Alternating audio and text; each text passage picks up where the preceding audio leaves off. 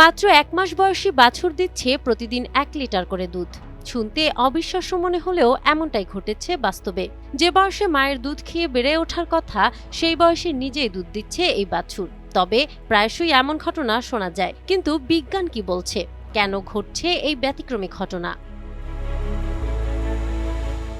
শেরপুরের ঝিনাইগাতি উপজেলার মালিঝিকান্দা ইউনিয়নে সম্প্রতি দেখা গেছে এমন কাণ্ড। স্থানীয় খামারি রাজীব মিয়ার একটি গাভী প্রায় 1 মাস আগে এই বাছুরটি প্রসব করেন। জন্মের কিছুদিন পরে বাছুরটি অস্বাভাবিকভাবে দুধ দিতে থাকে।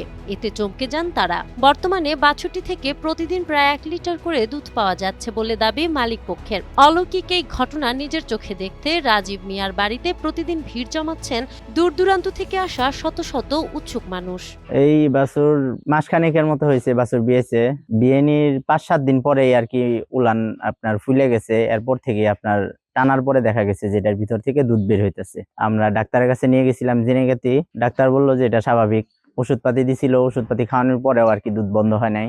স্বাভাবিকভাবেই আর কি দেখা হয়েছে। অনেক দূর দূরান্ত থেকে অনেক মানুষ আসতেছে, দেখা গেছে দেখাইতে দেখাইতে আমরা আর কি অতিক্ত হয়ে গেছি। সকাল থেকে একদম রাত পর্যন্ত একজনের পর একজন আসতেছে, দেখতেছে, দেখে যেতেছে। এ বিষয়ে স্থানীয় প্রাণী সম্পদ বিভাগের কর্মকর্তা জানান, ঘটনাটি অস্বাভাবিক হলেও এটি অসম্ভব কিছু নয়। শরীরে হরমোনের ভারসাম্যহীনতার কারণে এমনটি হতে পারে। তবে এ ধরনের ক্ষেত্রে খামারিদের বাছুরের দুধ দহন না করে দ্রুত প্রাণী সম্পদ বিভাগের পরামর্শ নেওয়া উচিত। শেরপুরের ঝিনাইগাতিতে 2 মাস বয়সে একটা বাছুরের উলান বৃদ্ধি পেয়েছে এবং উলান থেকে দুধ আসতেছে, এই খবর আমি পেয়েছি।